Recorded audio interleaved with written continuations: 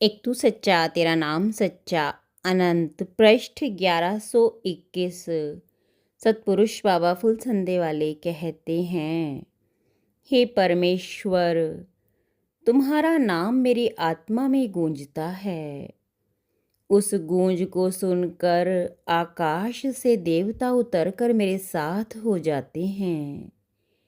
वे मार्गों में फूल बिखराते हुए मेरे साथ साथ चलते हैं।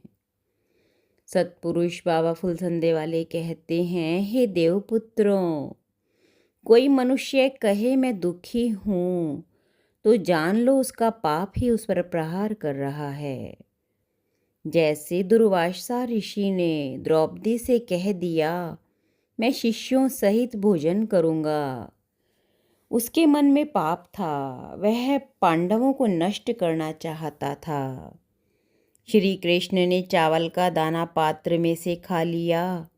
ऋषि और उनके चेलों के पेट फूल गए। ऋषि बोले, हे मेरे शिष्यों, दुर्योधन की बातों में आके मैंने अनुचित किया। मेरे 7 जन्म के पुण्य नष्ट हो गए, क्योंकि मैंने धर्मात्माओं को दुख पहुंचाना चाहा। हे मुनिवरों, मनुष्य दूसरों की त्रुटि देखता है, दूसरों को नष्ट करना चाहता है। वह नहीं जानता कि उसकी दुर्भावना स्वयं उसे ही नष्ट कर देंगी, उसके शुभ पुण्यों को नष्ट कर डालेंगी। अतः दुर्भावनाओं को अपने भीतर मत आने दो।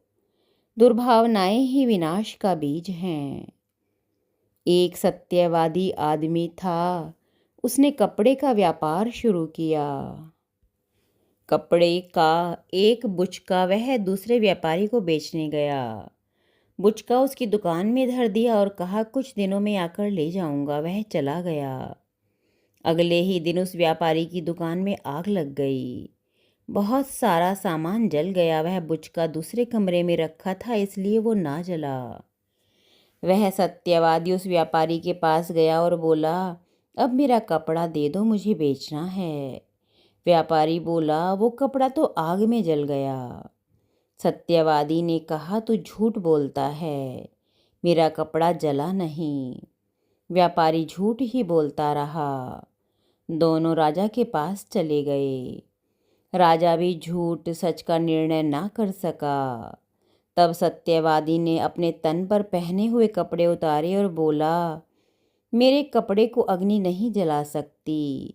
तुम आग लाकर इन कपड़ों को जलाओ। अगर ये जल जाएंगे तो मैं मान लूँगा वह मेरा बुचका भी जल गया। राजा ने आग मंगवाई और उसके कपड़े जलाने का बहुत प्रयास किया, किंतु कपड़े ना जले। तब राजा ने व्यापारी के यहाँ खोज कर आई तो सत्यवादी का कपड़ा मिल गया, वह जला नहीं था।